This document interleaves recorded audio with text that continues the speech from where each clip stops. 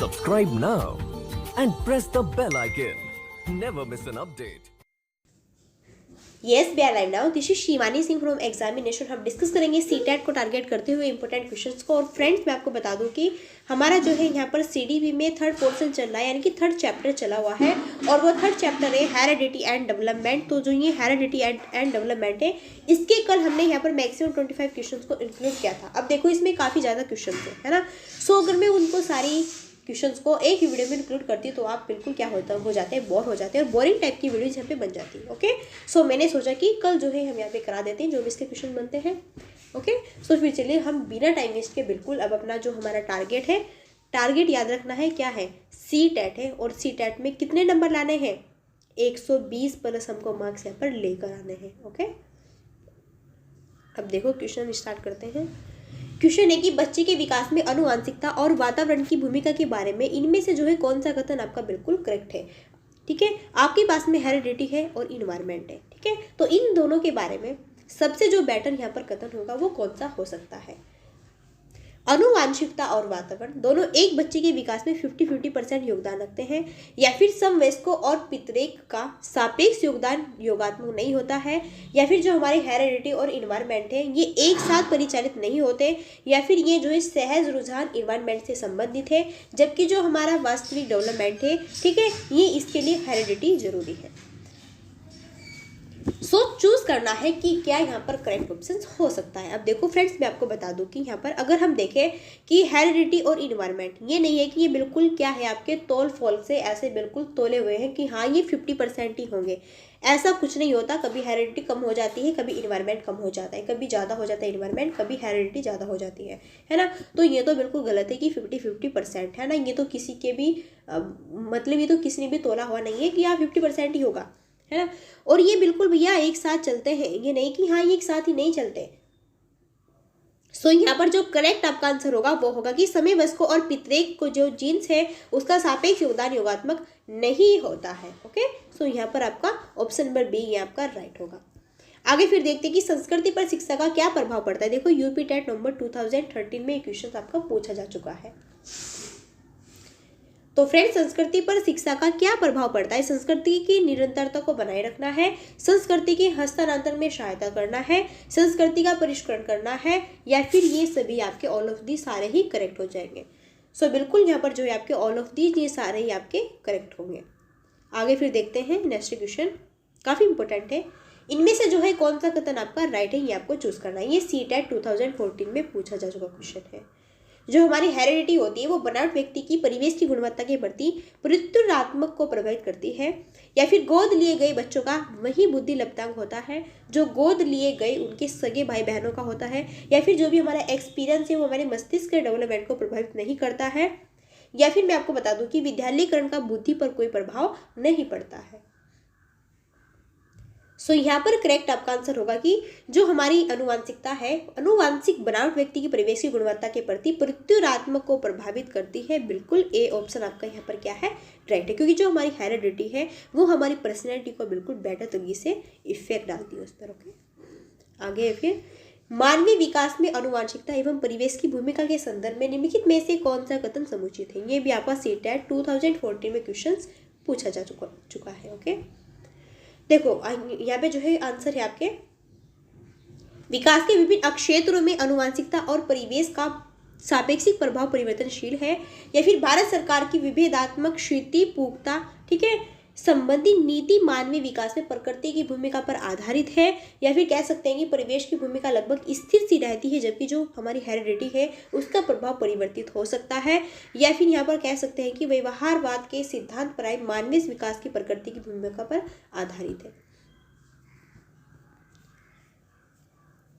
सो इसका correct answer आपका क्या होगा कि विकास के जो भी यहाँ पर क्षेत्र होते हैं वो हमारी हेरिडिटी पर, ठीक है, परिवेश का एक सापेक्षिक प्रभाव परिवर्तनशील है। तो ऑप्शन नंबर है यहाँ पर राइट है आपका। ठीक है, जो हमारा मानव का जो यहाँ पर डेवलप होता है उसमें जो हमारी हेरिडिटी होती है वो हमारे परिवेश के अकॉर्डिंग, ठीक है, काफ़ी बेटर यहाँ पर मानी जाती है। तो ये एक क्या है आपका सापेक्षिक रूप से परिवर्तनशील है, कभी कम कभी ज़्यादा, है ना, कभी किसी में ज़्यादा किसी में कम, क्योंकि ये क्या है सभी में इक्वल नहीं होती है, सभी की जो है यहाँ पर सही ही मतलब कि मान सकते हैं उसका एनवायरनमेंट भी, उसकी हेरिडिटी भी, सारी चीज़ें उसमें अलग अलग होती है, विभिन्न प्रकार से पाई जाती है।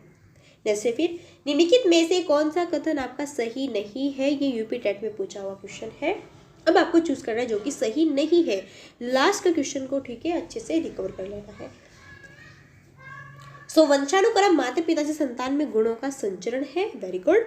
विकास प्राणी और उसके पर्यावरण की अंतरक्रिया का परिणाम है, बिल्कुल राइट है। वंशानुक्रम व्यक्ति की जन्मजात विशेषताओं का शोधन है, या फिर कह सकते हैं कि माता पिता की फिजिकल और जो आपको यहाँ पर मेंटेलिटी विशेषता है उनकी संतानों में संचरित होना वंशानुक्रम है। 27 का यहाँ पर जो है आपका इनकरेक्ट ऑप्शन क्या होगा कि वंशानुक्रम व्यक्ति की जन्मजात विशेषताओं का शोधन है, जबकि शोधन जो हमारी हेरिडिटी होती है ना, वो हमारी पर्सनैलिटी पर ठीक है कभी भी शोधन नहीं करती, वो हमारे लिए एक साध्य होती है, एक बेटर होती है, एक साधन होता है। ओके, आगे फिर है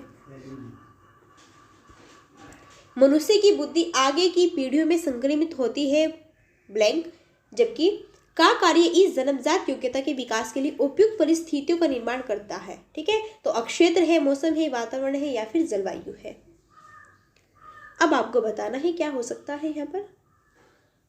तो देखो यहाँ पर जो है 28 का आपका करेक्ट आंसर क्या होगा, ये है वातावरण।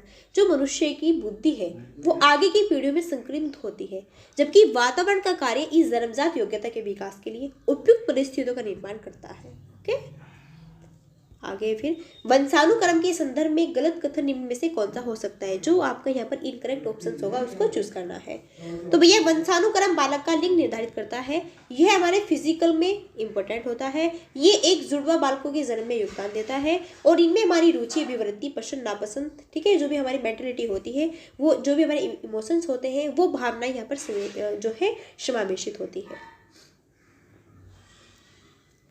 सो फ्रेंड्स यहाँ पर जो है आपका करेक्ट ऑप्शन क्या नहीं है, जो कि इनकरेक्ट है, वो आपको चूज करना है, गलत कथन को चूज करना है। तो देखो हेरिडिटी में हमारा क्या होता है यहाँ पर भैया, हेरिडिटी में जो है यहाँ पर कह सकते हैं कि इनमें रुचि, विवृत्ति, पसंद नापसंद तथा मस्तिष्क की संवेदनात्मक भावनाएं समावेशित होती है। अब ऐसा नहीं है कि बिल्कुल ये क्या है हमारी जो मतलब कि हेरिडिटी है ना, वो इसमें बिल्कुल समान रूप से समावेशित है ना, कि हाँ ये चीज़ मेरे को पसंद ही है तो पसंद ही आएगी, हर चीज़ आपको पसंद है तो पसंद ही आएगी, ऐसा नहीं होता है। वो आपको जब आप बड़े हो जाते हैं, थोड़ा मतलब कि जब आपका वर्थ हो जाता है, तो तब आप रुचि लेते हैं, तब आप में विवृत्ति आती है, तब आप पसंद और नापसंद की यहाँ पर जो है अपनी मेंटलिटी के अकॉर्डिंग खोज करते हैं। वैसे नहीं कि आप सिर्फ ओनली जब से गर्भ में ही और तभी से आपको बताए कि हाँ मेरी तो ये फेवरेट चीज़ है, मेरी ये फेवरेट चीज़ है, तो ऐसा बिल्कुल नहीं है।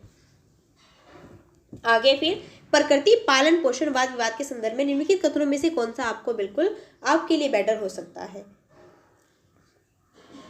तो देखते हैं फिर, एक बच्चा एक खाली स्लेट के समान होता है जिसका चरित्र परिवेश के द्वारा किसी भी आकार में ढाला जा सकता है, या फिर बच्चे हेरिडिटी रूप में उस तरफ प्रवृत्त होते हैं जिस तरफ होना चाहिए, और इससे कोई फर्क नहीं पड़ता है कि वे किस प्रकार के परिवेश में पल बढ़ रहे हैं। या फिर कह सकते हैं कि एक बच्चे के बिहेवियर का निर्धारण करने में परिवेशी प्रभाव का बहुत कम महत्व होता है, और ये जो है आपके प्राइमरी रूप से एक हेरिडिटी के रूप में निर्धारित होता है। या फिर जो हमारी हेरिडिटी है वो हमारे परिवेश के लिए अभिन्न रूप से एक दूसरे से गुथे हुए हैं, और ये दोनों डेवलपमेंट को प्रभावित करते हैं। तो यहाँ पर देखना है कि क्या हो सकता है। देखो जो हमारा प्रकृति, पालन पोषण है, इसमें एक वाद विवाद दिया हुआ है ना, तो ये हमारे लिए किस में बेटर होगा। देखो ये बेटर होगा हमारा कि जो हमारी हेरिडिटी है ये हमारे परिवेश अभिन्न रूप से एक दूसरे से गुथे हुए हैं, और ये दोनों विकास को प्रभावित करते हैं। बिल्कुल वेरी गुड है। देखो यहाँ पर जो है हमारा हेरिडिटी, ये हमारी प्रकृति, ठीक है, और ये हमारे पालन पोषण, ठीक है, इन सभी पे जो है अपना एक अलग इफेक्ट डालती है, तो इनके लिए ये बेटर होता है ना। अब ऐसा नहीं है कि जो हमारी हेरिडिटी है वो सिर्फ ओनली हमारी नेचुरल के अकॉर्डिंग ही होगी, या फिर सिर्फ ओनली वो हमारे पालन पोषण के अकॉर्डिंग ही होगी, या फिर हमको उसको जैसे देखें उसको ऐसे ढाल सकते हैं, या फिर इस पर हमारा कोई प्रभाव नहीं पड़ता है। तो ये सारे ऑप्शंस आपको कहीं ना कहीं क्या करते हैं, गुमराह करते हैं। तो गुमराह ऑप्शन पे नहीं जाना है, बिल्कुल करेक्ट वाले ऑप्शन पे जाना है। आगे फिर देखो जो हमारी पर्सनैलिटी है वो हमारे डेवलपमेंट में, ठीक है, एक इम्पोर्टेंट भूमिका का निर्वाह करती है। कैसे? हेरिडिटी और इन्वायरमेंट के अकॉर्डिंग परीक्षाओं की संख्या बढ़ाकर, या फिर ओनली हेरिडिटी या फिर ओनली इन्वायरमेंट। कल मैंने आपको बताया था जिस भी ऑप्शन में आपको हेरिडिटी प्लस इन्वायरमेंट दोनों ही दिखते हैं, सो बिल्कुल अपनी आंखों को क्लोज करके उस ऑप्शन को यहाँ पे चूज कर लेना है। ओके, तो देखो जो हमारी पर्सनैलिटी होती है, बंदे की एक पर्सनैलिटी के लिए अच्छी हेरिडिटी और अच्छा इन्वायरमेंट होना एक बहुत ही इंपॉर्टेंट रोल प्ले करता है। आगे फिर, क्या बच्चे इसलिए भाषा अर्जित करते हैं क्योंकि उनमें अनुवांशिकता रूप से ऐसा करने की प्रवृत्ति होती है, और या उनके माता पिता प्रारंभिक अवस्था से ही उन्हें गहन रूप से सिखाते हैं? तो ये प्रश्न आवश्यक रूप से क्या दर्शाता है?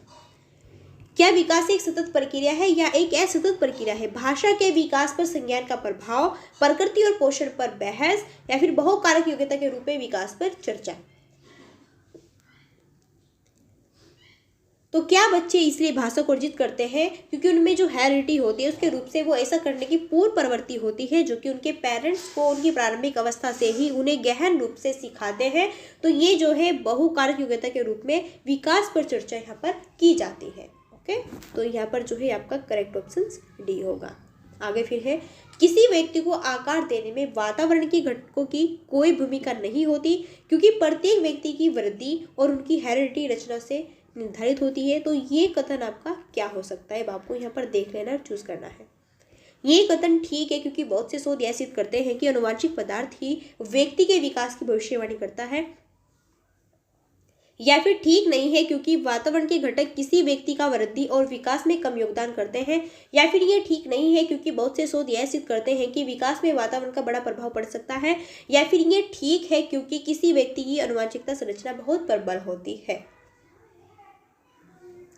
सो यहाँ पर ये है आपका कि ये जो है ठीक नहीं है क्योंकि बहुत से शोध यह सिद्ध करते हैं कि विकास में वातावरण का बड़ा प्रभाव पड़ सकता है। पहले तो आप क्वेश्चन को ये अच्छे से समझ लो। यहाँ पर क्वेश्चन में कहा गया कि किसी भी व्यक्ति को आकार देने में वातावरण घटकों की कोई भूमिका ही नहीं होती, तो जबकि हमारी एक पर्सनैलिटी को आकार देने में पूरे हमारे इन्वायरमेंट की एक बहुत ही इंपॉर्टेंट भूमिका मानी जाती है ना। तो ये ऑप्शन आपका ठीक नहीं है क्योंकि हमारे जो शोध है वो ये सिद्ध करना चाहते हैं कि जो हमारा डेवलपमेंट है वो हमारे इन्वायरमेंट के लिए बहुत ही बड़ा इफेक्ट डालता है अपने। ठीक है, आगे फिर, एक 6 वर्ष की लड़की है जो कि खेल कूद में असाधारण योग्यता प्रदर्शित करती है। उसके माता पिता दोनों ही खिलाड़ी हैं, उसे नित्य प्रशिक्षण प्राप्त करने भेजते हैं और सप्ताहांत में उसे प्रशिक्षण भी देते हैं। और बहुत संभव की बात तो ये है कि वो जो है दोनों के बीच परस्पर प्रतिक्रिया का निर्माण होगी। यहाँ पर क्या? वृद्धि और विकास, स्वास्थ्य और प्रशिक्षण, अनुशासन और पौष्टिकता, अनुवांशिकता और इन्वायरमेंट। सो देखो, एक 6 साल की बच्ची है, वो खेल कूद में असाधारण योग्यता प्रदर्शित करती है, यानी कि उसकी रुचि नहीं है, और उसके जो पेरेंट्स हैं वो दोनों ही खिलाड़ी है, जबकि उसके पेरेंट्स दोनों खिलाड़ी है ना। तो वो जो है यहाँ पर नित्य प्रशिक्षण प्राप्त करने भेजते हैं और उसे जो है प्रशिक्षण देते हैं। तो बहुत संभव की बात तो ये है कि वो दोनों के बीच परस्पर प्रतिक्रिया क्या यहाँ पर एक परिणाम हो सकता है। सो वो होगा बिल्कुल जहाँ पर हमारी हेरिडिटी और इन्वायरमेंट होगा वही आपका जाएगा। ओके, चलो फिर आगे है, प्रकृति पोषण विवाद में प्रकृति से क्या अभिप्राय है? जैविकी विशेषताएं या फिर वंशानुक्रम सूचनाएं, एक व्यक्ति की मूल वृत्ति, या फिर भौतिक और सामाजिक संसार की जटिल शक्तियां, या फिर हमारे आसपास का वातावरण। सो 35 का करेक्ट आंसर होगा आपका जैविकी विशिष्ट या फिर वंशानुक्रम सूचनाएं। ओके, एक व्यक्ति की मूल प्रवृत्ति ओनली ये नहीं होगा, या फिर सिर्फ ओनली हमारे जो है हमारे सोसाइटी के लेवल से, या फिर हमारे जो है मान सकते हैं आप मतलब कि भौतिक। ठीक है, इसके अकॉर्डिंग आप जो है एक जटिल शक्तियाँ रखते हैं, पावर रखते हैं। ठीक है, तो ये नहीं होगा, ये ऑप्शन राइट होगा। आगे फिर, ब्लैंक तथा ब्लैंक का विशिष्ट अन्योन्य क्रियाओं का परिणाम विकास के विविध मार्गों और निष्कर्षों के रूप में हो सकता है। सो बिल्कुल देखते हैं कि कितने बच्चे जो है इस क्वेश्चन के अकॉर्डिंग अपना करेक्ट ऑप्शन को रखते हैं। तो देखो, वंशानुक्रम तथा पर्यावरण का विशिष्ट अन्योन्य क्रियाओं का परिणाम विकास के विविध मार्गों और निष्कर्षों के रूप में हो सकता है। देखो, बार बार समझाने से कोई फायदा नहीं है क्योंकि सबको पता है कि हेरिडिटी और इन्वायरमेंट हमारे डेवलपमेंट के लिए कितनी बेटर रोल प्ले करती है ना। तो बस ये दोनों ही ऑप्शन हमारे लिए बेटर होते हैं, और वैसे भी आपका हेरिडिटी और इन्वायरमेंट चैप्टर चला हुआ है। फिर है ब्लैंक, जन्मजात व्यक्ति गुणों का योगफल है। यूपी टेट फरवरी 2016 में क्वेश्चन पूछा जा चुका है। सो ब्लैंक जन्मजात व्यक्ति गुणों का योगफल है आपका यहाँ पर क्या? बिल्कुल वंशानुक्रम जन्मजात व्यक्ति गुणों का योगफल है। जो हेरिडिटी हमको मिलती है वो जन्मजात होती है और वो हमारी क्वालिटीज के अकॉर्डिंग काफ़ी बेटर होती है, काफ़ी इफेक्ट भी डालती है ना। आगे फिर व्यक्ति में उन मनोशारीरिक अवस्थाओं का गतिशील संगठन है जो कि उसके पर्यावरण के साथ में अद्वितीय सामंजस्य निर्धारित करता है। तो ये क्या कहलाता है आपका व्यक्तित्व, समायोजन, संवेदना या फिर चरित्र। सो ये कहलाता है व्यक्तित्व। देखो, व्यक्ति में उन मनोशारीरिक अवस्थाओं का गतिशील संगठन है जो कि उसके पर्यावरण के साथ अद्वितीय सामंजस्य निर्धारित करती है। तो वो क्या है, हमारी खुद की पर्सनैलिटी है ना। और ये किससे बनती है, हमारी इन्वायरमेंट और हमारी हेरिडिटी के अकॉर्डिंग। जितनी बेटर होगी उतनी ही बेटर बनेगी। आगे फिर सामान्य पुरुष में एक्स वाई गुणसूत्र होते हैं, जबकि सामान्य महिला में कौन से गुणसूत्र होते हैं। मैंने कल ही आपको बताया था कि जो पुरुष होंगे उनमें तो आपके एक्स वाई गुणसूत्र होंगे, लेकिन जो महिला होगी उसमें आपके एक्स एक्स वाले गुणसूत्र यहाँ पर पाए जाते हैं। ठीक है, तो यहाँ पर एक्स एक्स कौन से में फर्स्ट है, तो इसमें जाएंगे आप। आगे फिर वातावरण वह बाहरी शक्ति है जो हमें प्रभावित करती है। ये किसने कहा है, ये कहा है रोस ने, और ये राजस्थान टेट में फरवरी 2016 में पूछा जा चुका क्वेश्चन है। ओके, सो ये थे आज आपके यहाँ पे 40 क्वेश्चंस। और ये जो आपका थर्ड चैप्टर था सीडीपी में, जो थर्ड पोर्शन था, ये आज आपका बिल्कुल फिनिश है। कल हमारा 4 ऑप्शन यहाँ पर जो हमारा 4 वाला चैप्टर है वो स्टार्ट होगा। और 4 वाला जो चैप्टर है वो है प्रोसेस ऑफ सोशलाइजेशन, यानी कि सामाजिकरण की प्रक्रिया। सो इसको सभी बच्चे पढ़ के आएंगे और कल हम जो है इसको स्टार्ट करने वाले हैं यहाँ पर। ओके, और फिर से बता दूँ मैं आपको कि आप जो है मैंने कल भी यहाँ पे कराई थी ये आपकी हेरिडिटी एंड डेवलपमेंट वाली क्लासेस, सो आप उसको भी देख सकते हैं जाकर, ये काफ़ी इंपॉर्टेंट है। और मैंने कल यहाँ पर आपको ईवीएस का पोर्शन कराया था, इसमें भी थर्ड चैप्टर था आपका एनिमल, ये भी काफ़ी इंपॉर्टेंट है, उसको भी आप जाके देख सकते हैं। ओके, सो ये थे आपके क्वेश्चंस। देखो ये क्वेश्चंस आपको कैसे लगे, यहाँ सीडीपी के कितना मजा है ये मेरे को आपको बताना है कमेंट बॉक्स में जाकर। और देखो मैं आपको बता दूं कि अगर आपको वीडियो अच्छा लगा तो वीडियो को आप लाइक और शेयर सब्सक्राइब कर सकते हैं। ओके, और जिसने किया हुआ है उसका दिल से थैंक्स, और जिसका मन है भैया वो कर सकता है। ओके, सो फिर चलिए मिलते हैं नेक्स्ट वीडियो में, तब तक के लिए so thanks for watching, keep studying, bye bye.